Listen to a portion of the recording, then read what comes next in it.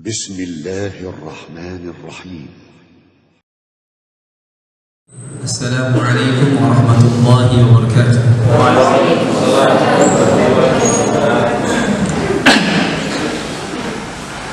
الحمد لله الواحد الأحد الفرد الصمد الذي لم يلد ولم يولد ولم يكن له كفوا أحد. أشهد أن لا إله إلا الله وحده لا شريك له وأشهد أن محمدا عبده ورسوله وصفيه صلوات الله عليه وسلم. المكرمون فضيلة صاحب الفضيلة الشيخ عثمان علي مكي صالح عثمان صالح علي مكي، ثم صاحب الفضيلة الشيخ إبراهيم القرشي، نعم، وصاحب الفضيلة الشيخ المنصور الأريمي.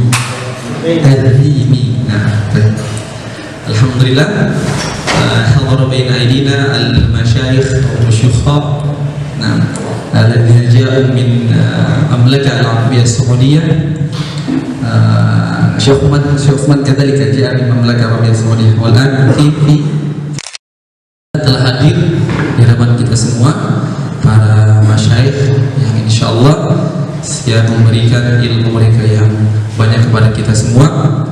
Mereka semua dari Arab Saudi ya.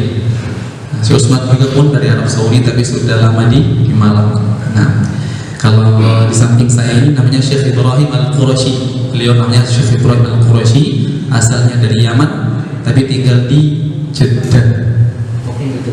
Nah, wal akhar dan yang lain Syekh Mansur Al-Arimi. Syekh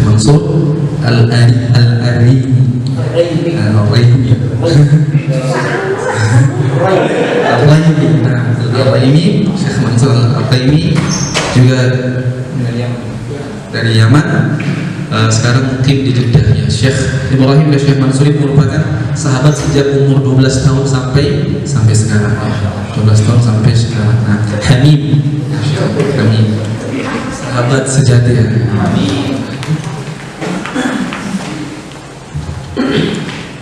Tapi insyaallah pada kesempatan kali ini kita akan membahas tentang tafsir. نبحث عن التفسير الذي سيلقيه شيخ الفاضل شيخ عثمان صالح علي المكي، فليتفضل عليه مشكورا.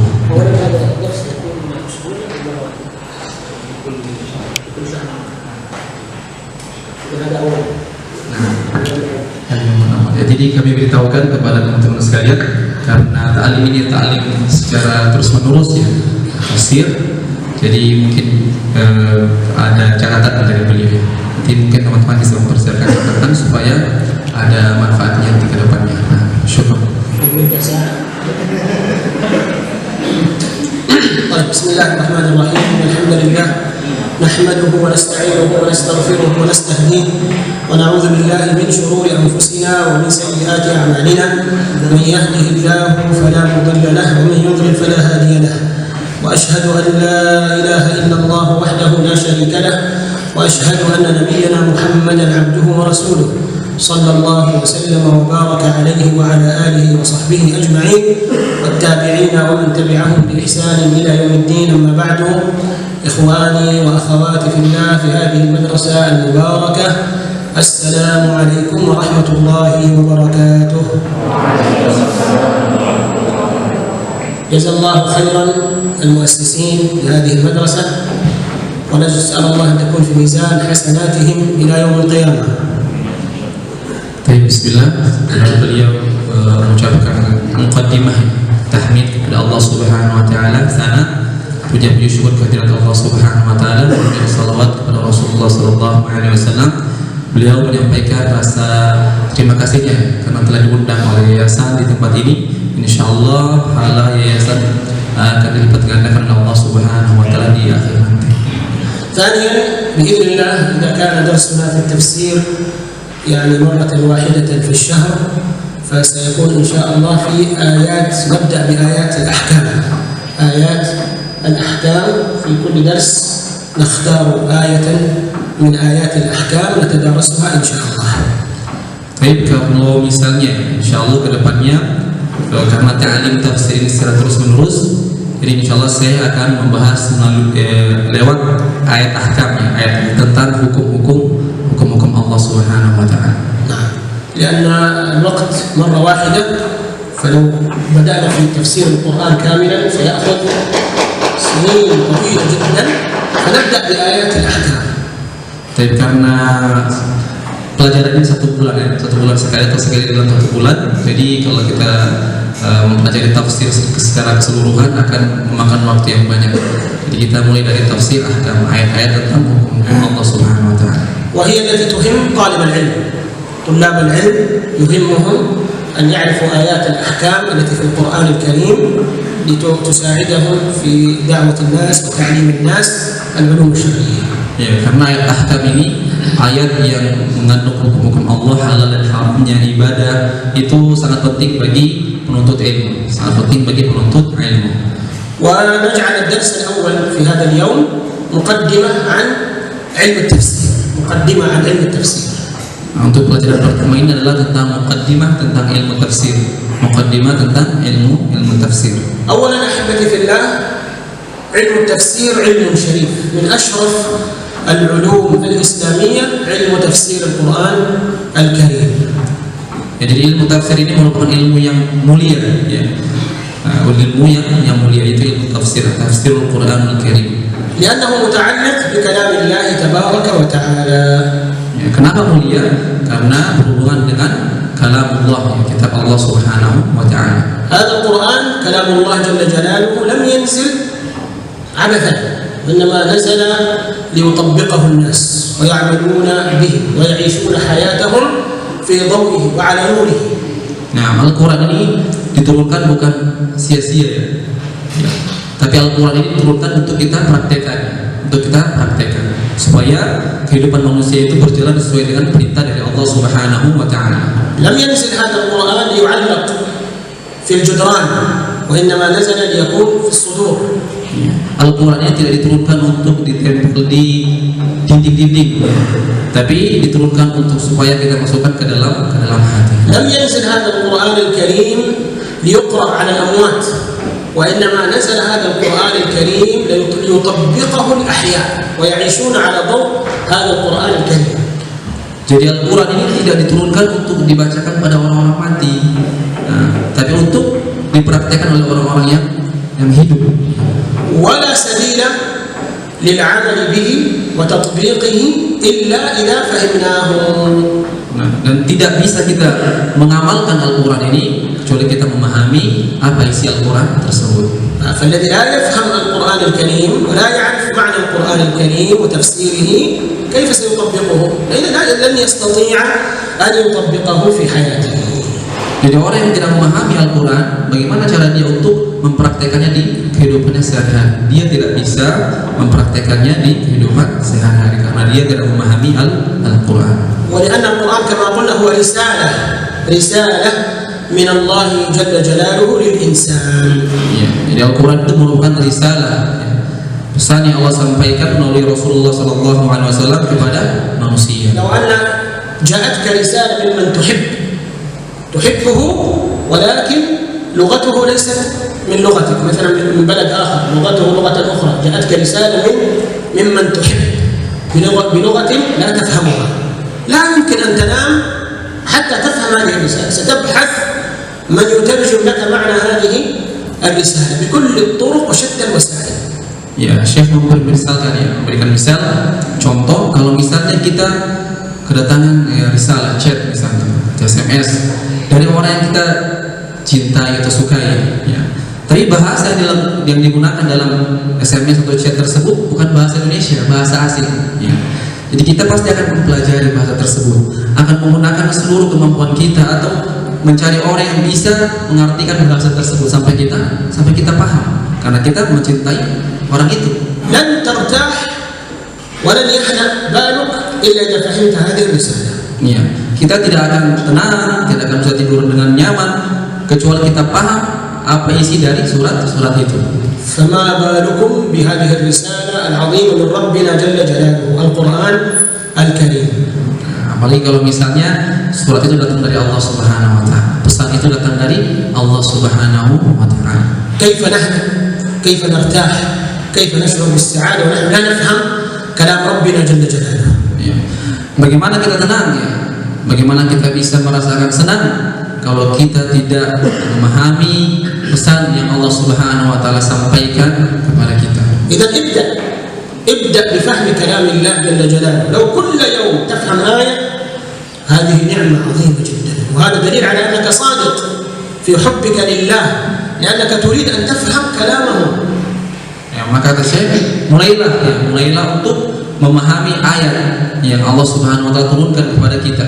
Walaupun dalam satu hari itu satu ayat. Kalau kita melakukan hal tersebut, kita berarti orang yang shadiq ya, yang jujur kalau kita mencintai Allah Subhanahu wa taala. إذن من هنا ندرك أهمية هذا العلم العظيم، علم تفسير كلام الله جل جلاله. Dari sini, dari penjelasan yang tadi, kita mengetahui bahwasanya ilmu tafsir merupakan ilmu yang penting, ya, merupakan ilmu yang penting atau sangat penting. أيضا الأمة في حاجة ماسة لهذا العلم. Ya. Dan juga umat Islam sangat membutuhkan ilmu ini. لأن سبب الضلال كله ما هو؟ عدم فهم القرآن الكريم أو فهمه خطأ. الذين ضلوا بسبب إما أنهم أعرضوا عن القرآن أو فهموه خطأ فضلوا ضلالا مبينا. Ya, jadi sebab ya kesesatannya umat muslim ya pada zaman ini karena pertama itu mereka mungkin meninggalkan Al-Quran atau salah dalam memahami Al-Quran. Jadi ada dua, meninggalkan Al-Quran atau salah memahami Al-Quran. والذين اهتدوا وعصمهم الله عز وجل من الزيغ والضلال هم الذين فهموا كلام الله كما نزل وكما وصلنا من رسول الله صلى الله عليه وسلم والصحابة والتابعين. هؤلاء هم الذين عصمهم الله من الضلال. Nah, dan orang-orang yang Allah Subhanahu wa taala lindungi dari kesesatan itu orang yang memahami apa yang Allah Subhanahu wa taala turunkan kepada kita melalui Al-Qur'an. لأنهم فهموا الرسالة بطريقة صحيحة وطبقوها فنجحوا. Ya, karena mereka memahami pesan tersebut dengan cara yang benar dan mereka mempraktikkan apa yang telah mereka pelajari. فأيضا من هذه النقطة أيضا توضح لنا وتبين لنا أهمية هذا العلم العظيم، علم التفسير. Ya, dari titik ini pun, dari poin ini pun, ya, telah menjelaskan kepada kita pentingnya ilmu tafsir, ya, pentingnya ilmu tafsir. الأمر الثالث الذي يبين لنا أهمية هذا العلم منزلة علماء التفسير. انظروا إلى منزلة أهل التفسير، أهل القرآن وأهل تفسير القرآن الكريم في الأمة الإسلامية منذ بداية هذه الأمة إلى الآن. انظروا منزلة المفسر، منزلة المفسر للقرآن الكريم. Baik. Poin ketiga yang menjelaskan tentang pentingnya ilmu tafsir ini, kita bisa melihat kedudukannya para ulama-ulama tafsir. Bagaimana kedudukannya ulama-ulama tafsir di kalangan para ulama? منزلة عظيمة جدا. علماء التفسير لهم منزلة كبيرة وعظيمة جدا في التاريخ الإسلامي. Nah, mereka memiliki kedudukan yang sangat tinggi di antara para ulama. Bisa kita lihat dalam sejarah-sejarah Islam. من لا يعرف ابن عباس، من لا يعرف ابن مسعود، من لا يعرف الإمام الطبري، من لا يعرف ابن كثير، وهلم جرا من الأئمة الكبار العظام الذين أفنوا حياتهم عمرهم في تفسير القرآن الكريم. Ya, siapa yang tidak tahu Ibnu Abbas? Ya. Siapa yang tidak tahu Abdullah bin Mas'ud? Ya. Siapa yang tidak tahu Ibnu Katsir? Ya. Siapa yang tidak tahu At-Tabari? Ya. Dan begitu pula ulama-ulama yang lain yang menghabiskan waktunya untuk memahami ayat-ayat Allah Subhanahu wa taala. المساجد وفي خطب الجمع وفي الدروس وفي المحاضرات قال ابن جرير الطبري، قال ابن كثير، قال ابن عباس، قال ابن مسعود، تذكر أسماءهم لأنها ارتبطت بكلام الله جل جلاله. Nama-nama mereka itu disebutkan ya di buku-buku tentang pelajaran tafsir, pelajaran hukum-hukum Islam, di khutbah-khutbah disebutkan ya nama-nama mereka karena mereka telah menghabiskan waktu mereka untuk mempelajari ilmu tafsir. لماذا؟ لأننا إذا أردنا أن نفهم كلام الله عز وجل نرجع إليه. تريد أن تفهم ما معنى هذه الآية؟ ارجع إلى الإمام الطبري. تريد أن تفهم ما معنى هذه الآية؟ ارجع إلى الإمام ابن كثير. تريد تفهم ما معنى هذه الآية؟ ارجع إلى الإمام البغوي، إلى الأئمة الكبار، نعود إليهم لنفهم كلام الله. فكيف لا تكون منزلتهم عالية؟ Ya, karena kenapa? Karena kalau kita ingin memahami arti dari satu ayat, kita pasti akan kembali ke tafsir Imam Ibnu Katsir misalnya, atau tafsir Imam Al-Tabari, atau tafsir Al-Baghawi, ya, atau ulama-ulama tafsir lainnya. Ya, karena kalau kita tidak bisa memahami ayat tersebut, pasti kita akan kembali untuk memahami itu melalui buku-buku tafsir para ulama. فمن هذه المنطلقات ومن هذه الأساسيات يتضح لنا أهمية هذا العلم الجليل، هذا العلم العظيم، علم التفسير. Ya, dari poin-poin tadi sangat jelas bagaimana pentingnya ilmu tafsir tersebut. Ya, poin tadi yang telah dibacakan oleh Syekh sangat jelas kita bagaimana pentingnya ilmu tafsir. وأئمة السلف رحمهم الله تبارك وتعالى تكلموا عن أهمية هذا العلم، علم تفسير كلام الله عز وجل. Dan para ulama-ulama salaf pun ya, telah membahas tentang pentingnya ilmu tafsir ini. أولا تربية النبي صلى الله عليه وسلم للصحابة. كان النبي عليه الصلاة والسلام في بداية الإسلام عندما ربى الصحابة لا يتجاوزون 10 آيات، لا يتجاوزون 10 آيات يفهمونها ويتدبرونها ويعملون بها. Nah, jadi ulama-ulama itu mengatakan dulu Nabi Muhammad SAW itu mentarbiyah, yang mendidik para sahabat untuk memahami Al-Quran ini. Mereka tidak boleh lebih dari 10 ayat, melewati 10 ayat sampai mereka paham dan mempraktikkan 10 ayat tersebut. Apa isi 10 ayat itu dan mempraktikkan apa isi dari 10 ayat itu. Kemudian mereka bisa mempelajari ayat berikutnya. فتعلموا التفسير والإيمان والعمل سواء، كله يمشي سواء. يتعلمون التفسير ويتعلمون الإيمان ويتعلمون العمل في هذا العلم. Ya, jadi para sahabat itu ketika Rasulullah SAW mentarbiyah mereka dengan tarbiyah seperti itu, mereka mempelajari 3 hal. Pertama iman, kemudian tafsir, kemudian al-amal. Ya. Tafsir, iman dan amal. فمن الآن نحن أيضا نطبق هذه القاعدة وهذه النظرية وهذه الطريقة في التربية على أنفسنا وعلى من تحتنا من طلاب أو أبناء أو زوجة. كل يوم 10 آيات أو أقل، كل يوم يدرسونها ويفهمونها ويتعلمونها. Ya, dari sekarang ya, sejak dini kita juga mengajarkan kepada anak kita, kepada santri-santri kita seperti itu. 10 ayat atau kurang dari 10 ayat bisa. Ya. Bagaimana mereka mengamalkannya, memahaminya. Nah, kemudian kita memberikan iman kepada pelajaran iman kepada para santri-santri kita. يقول أحد التابعين إياس بن معاوية يقول مثل الرجل الذي يحفظ القرآن وعنده التفسير كمثل الإنسان الذي معه مصباح وينير الطريق للناس. الرجل الإمام إياس بن معاوية يقول مثل الذي يحفظ القرآن ويفهم التفسير كمثل الإنسان الذي معه مصباح ينير الطريق للناس. الناس يمشون وراءه وهو معه مصباح ينير لهم الطريق.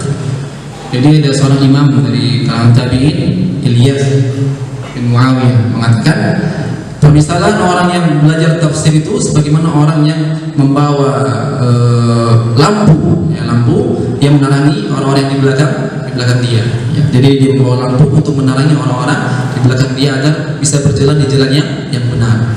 لأن القرآن نور، فأنت تبين للناس وتوضح للناس هذا النور وتفسر لهم وتبين لهم هذا النور، فتصبح الناس كلهم عندهم نور وعندهم بصيرة يرون الطريق. Ya, karena Al-Quran merupakan cahaya ya. Jadi kita mengajarkan kepada manusia cahaya supaya manusia itu memiliki basirah, memiliki ilmu, ya, tahu ketika berjalan di sini jalannya salah, ya, jalan yang benar, jalan yang ini, misalnya seperti itu. ولذلك السلف رضي الله عنهم وأرضاهم كانوا يسافرون ويهاجرون ليفهموا آية ويفهموا حديث من حديث النبي صلى الله عليه وسلم. مهما بعدت الشقة، مهما بعدت المسافة، يسافرون لأجل آية واحدة أو حديثا واحدا. Ya, oleh karena itu para salaf ya, ulama-ulama terdahulu itu sampai mereka rela untuk melakukan perjalanan jauh hanya ingin mendengar satu ayat, ya. Mengetahui memahami satu ayat, walaupun itu berat bagi mereka, tapi itu semangat mereka untuk memahami agama Allah Subhanahu wa Ta'ala. ومن رحمة الله عز وجل بهذه الأمة أن الله عز وجل حفظ لها دينها من القرآن ومن السنة بجميع علومهما، علوم القرآن وعلوم السنة كلها ربنا جل جلاله سخر لها رجال خدموا هذه العلوم، جمعوا هذه العلوم، تعبوا حتى جمعوا لنا هذا التراث العظيم. Nah, dari rahmat Allah Subhanahu wa Ta'ala untuk agama ini, bahwasanya Allah Subhanahu wa Ta'ala menjaga agama ini dari Al-Quran maupun Sunnah Nabi Muhammad SAW. Sampai Allah Subhanahu wa Ta'ala menjadikan para ulama-ulama itu untuk menjaga agama ini, ya, untuk menjaga agama ini. Laki-laki, orang-orang yang dimana waktunya, umurnya habis untuk khidmah, ya, menolong agama ini, mempelajari agama ini. فمن رحمة الله عز وجل بنا أننا أتينا وكل شيء جاهز ما شاء الله. Nah, dan rahmat Allah Subhanahu wa Ta'ala pada kita, ketika kita lahir semuanya alhamdulillah telah siap. Buku-buku tafsir sudah ada, buku-buku hadis sudah ada, tinggal dibaca dan dipelajari. واتضح طريق واضح الذي يريد العلم خاصة علم التفسير مرتب ومنظم، تنتقل من المرحلة الأولى إلى الثانية إلى الثالثة، أمامك الطريق واضح جدا. Dan di depan kita punya jalan, kita memiliki jalan yang sangat jelas, ya. Karena di zaman sekarang ini sudah kelihatan, ya, tafsir untuk marhala ini, untuk tingkatan ini, tafsir untuk tingkatan selanjutnya sudah jelas, sudah dibuat kurikulumnya seperti itu. Jadi di zaman kita sudah sangat jelas sabil tariqnya, jalannya. فلم يبقى إلا أن نجتهد ونهتم ونسعى في هذا الأمر. Maka tinggal kita berusaha untuk bersungguh-sungguh dalam mempelajari ilmu tersebut, dan kita memberikan perhatian yang besar untuk mempelajari ilmu tersebut.